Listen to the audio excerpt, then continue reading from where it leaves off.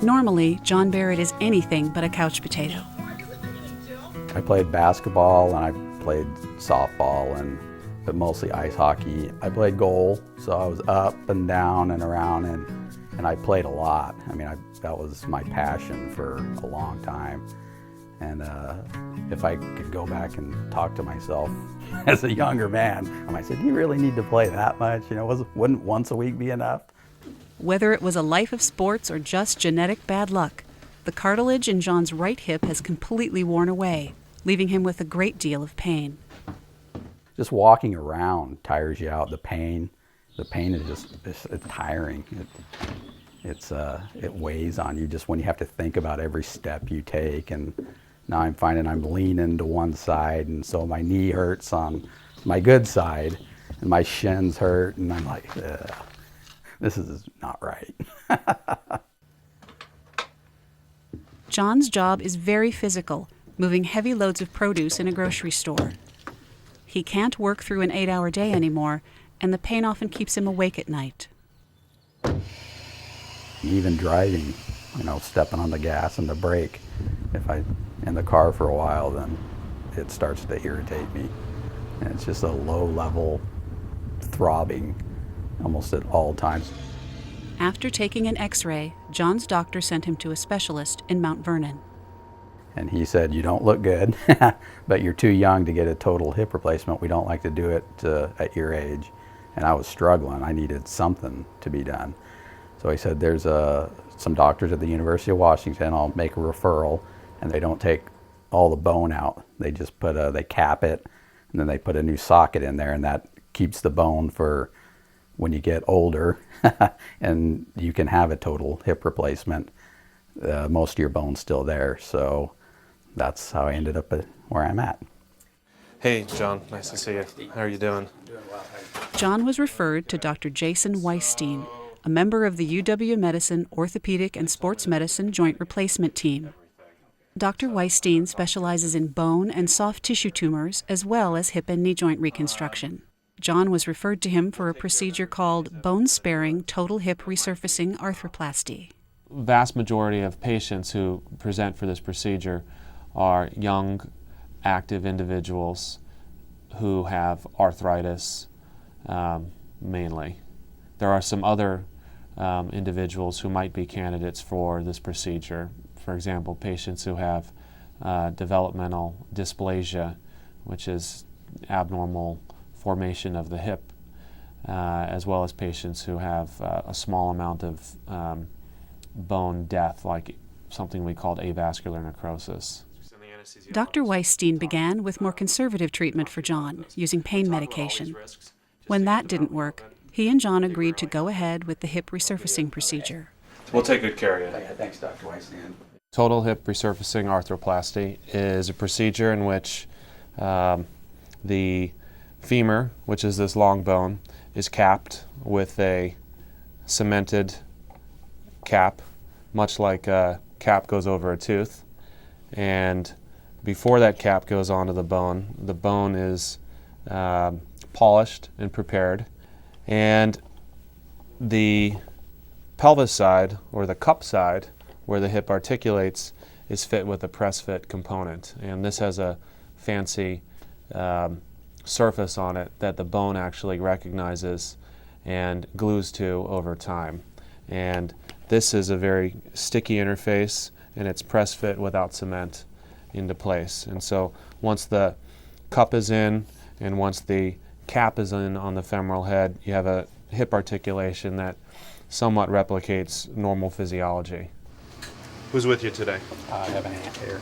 Okay, what's her name? Jenny. Jenny? Yeah. Okay. So I'll chat with her as soon as we're done. Okay. The procedure was approved in the United States in 2006, although it had been used successfully in Europe since 1997. You all ready? I'm all set. Okay. Okay. All right. So I'll be seeing you in just a little bit. Okay, thanks, Dr. Okay. Weisstein. The advantage of this procedure is that it is a bone-preserving procedure. In traditional total hip replacement, a large portion of the femur is removed so that the femoral component can be implanted. In this procedure, we don't really remove very much bone. essentially what we do is we reshape the femoral head so that it can be capped. Saving bone is especially important for younger patients, which is why hip resurfacing may be preferable to replacement for someone under 55. That's because, over time, the implants used for traditional hip replacement, or those used for hip resurfacing, may loosen or become worn, requiring another procedure.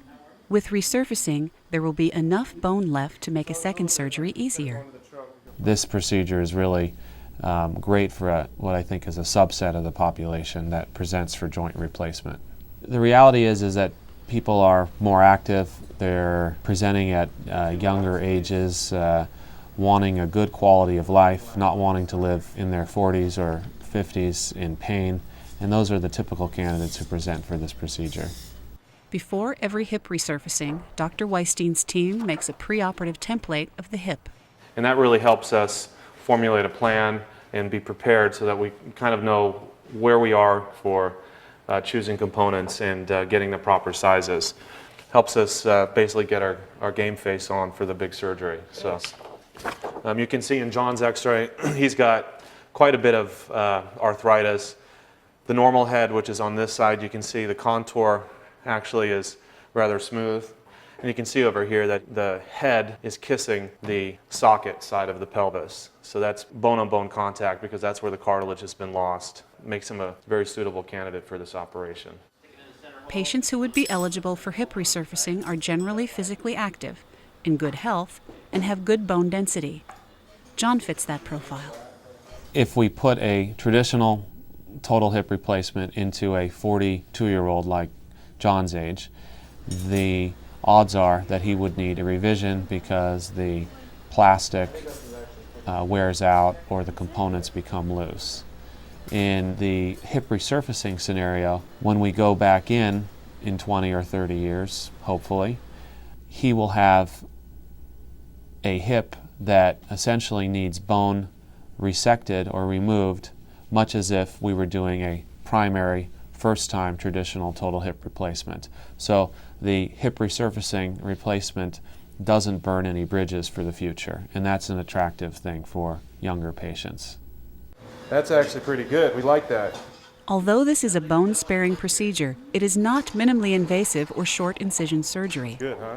The surgical opening needs to be adequate to see the hip well, so it is significantly larger than for a traditional hip replacement, and there's a lot more tissue dissection involved.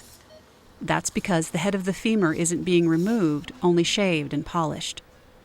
So while Dr. Weistein prepares the acetabular, or hip socket, for the cup part of the implant, he has to work around the femur head. And basically we want to get rid of all the osteophyte, all that bad bone that the patient has made from the arthritis, and get down to good bleeding bone. And that bleeding bone provides bone cells that basically are biologic glue that will help stick onto the implant. It is essential for the new socket, which is a metal cup, to fit very tightly in the pelvis. Reaming shapes the space for the implant, and the cup itself is slightly larger than that space to guarantee tightness. If for some reason a good fit can't be achieved, the surgery will convert to a traditional total hip replacement. Dr. Weistein discusses this with his patients before surgery. In John's case, there's no problem with the fit. That's a good fit. In comparison to total hip replacement, there's a higher risk of fracturing the femoral neck during the first year after hip resurfacing. To lessen that risk, the surgeon must place the implant precisely. What that means is in the femoral bone here, this is the femoral neck, and this part is specifically at risk during that first year. It's thought mainly that component position, meaning the way it is put into the bone, has a very significant contribution to that risk. So if it's put in correctly, then your risk is less. Also, if you have good bone quality, your risk is less. That should be it. The cap that goes over the femoral head will be held in place with cement, which is applied to both the bone and the metal cap. This provides immediate stability for the patient. Normal bone is very spongy, almost like if you look at the pores of a sea sponge. So this surface has lots of tiny little holes that the cement can get into, and as it hardens, it's hardening on the inside surface of the cap and on the inside surface of these little holes in the bone, and it basically becomes one. Again, the great benefit of this procedure is bone preservation in younger patients. Bone preservation is a good thing because every time you go back to do a revision hip replacement, you take more bone, and procedures get more complicated the more bone that is taken. So this procedure, if you need to go back in and revise it 10, 20 years down the line, it's fairly straightforward. You take basically the same amount of bone that you would have taken had you done a primary traditional total hip replacement in the first place. Hip resurfacing allows patients to return to an active lifestyle within limits.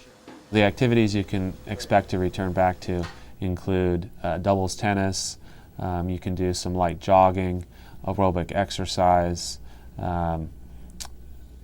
light basketball, light volleyball. We really don't recommend that people return back to contact sports or situations in which they might put themselves at risk for falling. The last step is to close the soft tissue, sewing the muscles back together and creating a hip capsule to help hold everything in place. The capsule is actually really important for preventing potential dislocation, so we close it. Recovery from hip resurfacing takes about 3 months. All patients who have total hip replacement or total hip resurfacing get physical therapy, usually for the first 3 months, and most patients continue to improve for the first 6 months. Hey John, how are you? Nice to see you. Nice to see you. Okay, so give me the update. It's been a little over 6 weeks since John's surgery, and he's free of pain. He's been working with a physical therapist, exercising in a pool to keep weight off his hip. So what we'll do is we want to advance you to partial weight bearing, which would be 50% of your body weight. Okay, so it'll be a big step up, and we'll have you work with your therapist on that. 9 months after his surgery, John walks without a limp. He took it easy for the first couple of months back at work, but now he has no restrictions on the job. I'm back to work full-time. I have a family business also on the side, and so I'm able to pitch in there. So I'm working lots of hours with being able to stand up without any pain, and so everything is going really well. He's back to playing golf as well, something he was really looking forward to. He recently played around with 3 friends, walking the full length of the course. It was kind of a tough course to walk, and I got done playing with the 3 friends of mine, and they felt a lot worse than I did after we got done, so that kind of made me laugh. He may never go back to playing ice hockey, but John is once again fit to live his life. For that, he's grateful to Dr. Weisstein. He's been super. He's answered all my questions. I've called a couple of times during the healing process, and he's alleviated all the whatever concerns that I had. And University of Washington Medical Center treated me really good. UW Medicine orthopedics and sports medicine doctors share a wide range of experience, allowing them to offer the optimal treatment for an individual patient's specific needs. Hip resurfacing is one of many procedures available. Minimally invasive quadriceps-sparing total knee replacement is another. The Department of Orthopedics and Sports Medicine at the University of Washington Medical Center has extraordinary breadth and diversity to it. We've got every joint covered, and we've got every subspecialty covered. It's an integrated team that includes the best orthopedic nurses, medical assistants, physician assistants, and surgeons. It's united by one idea, and that's keeping people fit for life. Well, let's get it all draped up here. Dr. Seth Leopold's specialty is knee and hip replacement surgery. He has particular expertise in the newer, less invasive quadriceps-sparing procedure for total knee replacement. From a patient's perspective, there are good reasons to consider this alternative to the traditional technique. Knee replacement can be a very committing operation. There's a variety of different approaches that the surgeon can use to get the device into a knee, and taken together the way that the specialty has been doing it for 30 going on 40 years now, you could call traditional approaches. And we have to consider that those still are a gold standard. They're a great way to put a knee replacement in, but from the patient's point of view, they can be very committing. The post-operative pain can be significant. The period of convalescence, the time out of work or the time getting over it, the amount of time you have to spend in physical therapy can be lengthy. In the case of many patients, 3 months or beyond. The alternative that I offer is a less invasive approach. The advantage of this, as I see it, is that the postoperative pain is less in most people. The length of the rehab is shorter. Most of my patients are out of physical therapy by 6 weeks with the less invasive approach. Most of my patients are off narcotic painkillers at a month or less with the less invasive approach. Here's the femoral component on the inserter. Specially developed surgical instruments make this less invasive approach possible. What you see in the model is the thigh bone and the shin bone. What we do with the thigh bone is we shape the end of it, making chamfer cuts, and then capping it with this cobalt chrome metallic device here. On the top of the shin bone, we make a square cut perpendicular to the top of the tibia or the shin bone. And we have here this grayish metallic plate that's made out of titanium. Both of these metallic components are cemented into the bone. And between the two, we have a bearing made out of polyethylene, which is both slippery and durable. And that substitutes for the patient's bone cartilage, which was arthritic, and that's why they're in the operating room in the first place. The third part of a knee replacement, which this model does not show, is the underside of the kneecap is smoothened out, the cartilage is removed, and a polyethylene bearing very much like this, that looks like a button, is cemented into place. And that'll ride in the groove in the thigh bone like a train on a track, which is very much like what it does in a normal knee before arthritis. Rob. While the procedure for inserting it is different, the implant itself is the same in both traditional and less invasive knee replacement. Looks better? What you can see here is an x-ray of a patient who's had both of her knees replaced using a less invasive technique. What you can see is the alignment of the implants is good. It's just as good as what we would have gotten had we done it with a traditional or open approach. The tibial components, which are the ones in the shin bone, want to lie about perpendicular to the shin bones, and you want to see a good cement technique, that fluffy white stuff, going all the way around holding those components in place. The alignment of the limb overall is normal. It's just like what it was before she had arthritis. And here you can see the thigh bone components that are cemented to her thigh bones. That patient is Lynn Silver. 5 years ago, she moved to Seattle from a small town in Texas. She loves everything about the city.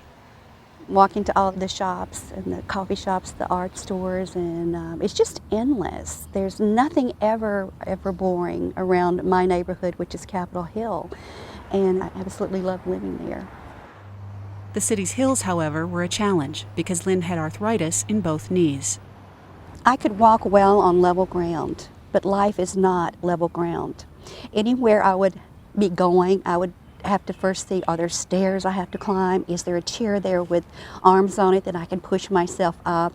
Will there be a curb I have to step up? You know, strategically planning everything I did, it's just like, it takes away from such a quality of life. One day at work, Lynn realized that her discomfort could actually be dangerous. A couple months before I had my first surgery, there was a fire drill at the Columbia Tower. And I work on the 10th floor, and it had been a long time since I had even attempted to go downstairs. And I thought, oh, I can do it, I'll just be a little slower. Well, when the single file line was going down the stairs, Lynn was like hardly able to move. I was holding on and I was holding up traffic and people were yelling, what's going on down there?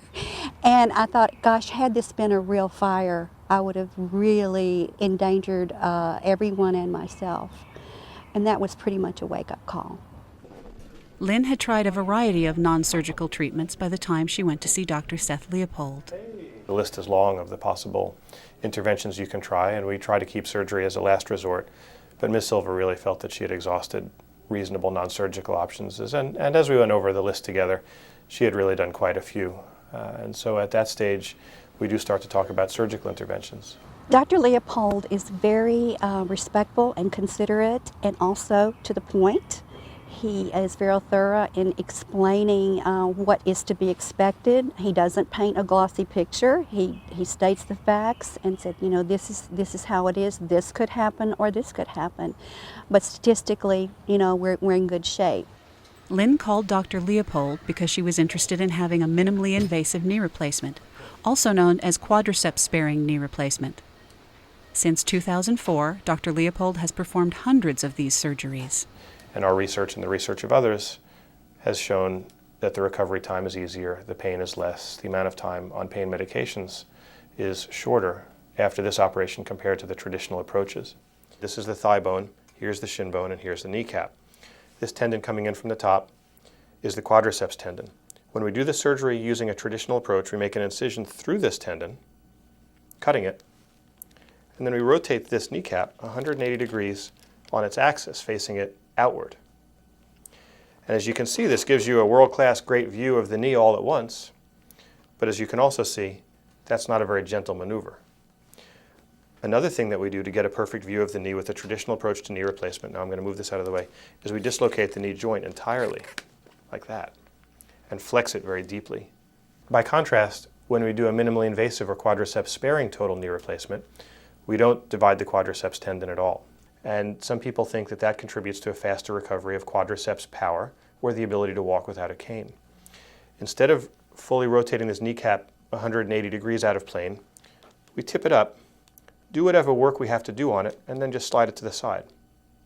And then using specialized cutting blocks, we're able to do all of the rest of the work with the knee in a gently flexed position without having to dislocate the joint by using special guides that come in from the side so that we don't have to come in from the front, which requires dislocation of the knee. And those three differences, not dividing the quadriceps tendon, not spinning, everting, or dislocating the kneecap, and not dislocating the knee joint, as well as the shorter incision length, are the principal differences between the minimally invasive approach and the more traditional approaches to total knee replacement. Because this procedure is relatively new, it's important to consider the surgeon's expertise before making a decision. Training and experience are essential for good alignment of the implant and for performing the surgery with efficiency. Less time spent in surgery means less risk for patients. What I would look for, if I were to have a minimally invasive knee replacement done, is a surgeon who's not just handy at putting in knee replacements, but proficient, experienced, and pre-trained on the minimally invasive approaches. I would specifically ask how many minimally invasive knee replacements that surgeon had done, how long he or she had been doing them. I would ask how they learned it and where they learned it.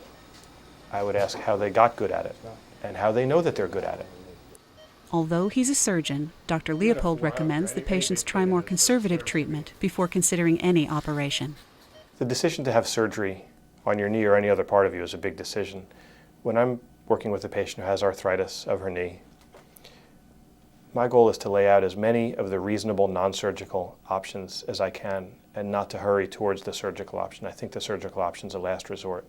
Those options might include modifying a patient's activities, using painkillers or anti-inflammatories, a brace to support the knee, injections, nutritional supplements, or acupuncture. And for a very limited number of patients, partial knee replacement may be an option. The knee joint has three parts to it, three compartments we call them. This operation, in my estimation, is best limited for people who have arthritis in one and only one compartment, and pain limited to that area. The advantage of a partial knee replacement is that it will feel more like a normal knee after surgery compared to a total knee replacement.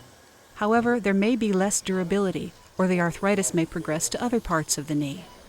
Either of these situations could eventually lead to a second operation. As with any surgery, Dr. Leopold involves the patient in the decision. What I really try to do is to give the patient enough information to make a good decision for himself or herself. I'm a big believer in supporting patients' autonomy to make important health decisions. Hey, how are you doing? I am doing absolutely wonderful. Great. Well, that's good to hear. So what are we, a couple of weeks? 15 days. Terrific. How's therapy? Therapy's going really well. I'm doing well. There hasn't been as much swelling this time in my right knee, and it makes it easier to move in therapy. So great. Super. And you're able to walk okay? Absolutely. Where's your cane?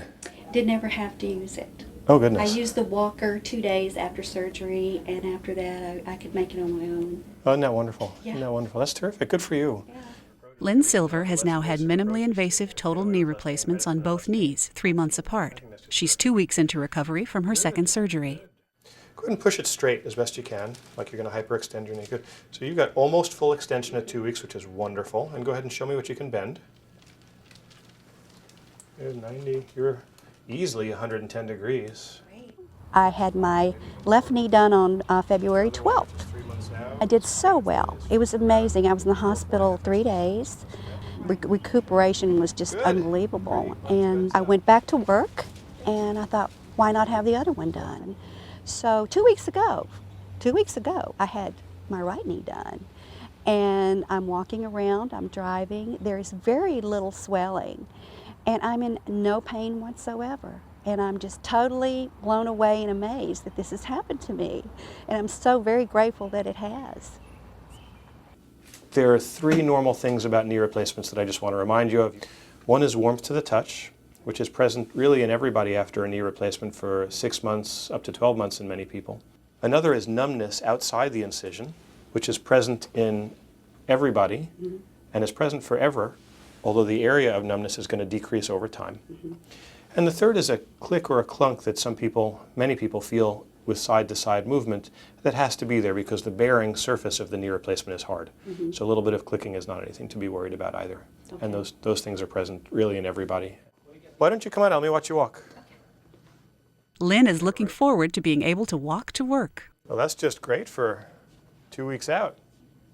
It's just about a mile from her home on Capitol Hill to her office downtown, and she'll be able to do it without pain.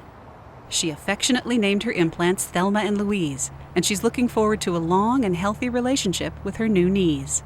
They are Thelma on the left and Louise on the right. My girls and I are going to cruise effortlessly and painlessly through the rest of my life, and the possibilities are unlimited for what I can do now. I can dance, I can do sports, and get back to what I used to do many, many years ago. And I'm so excited.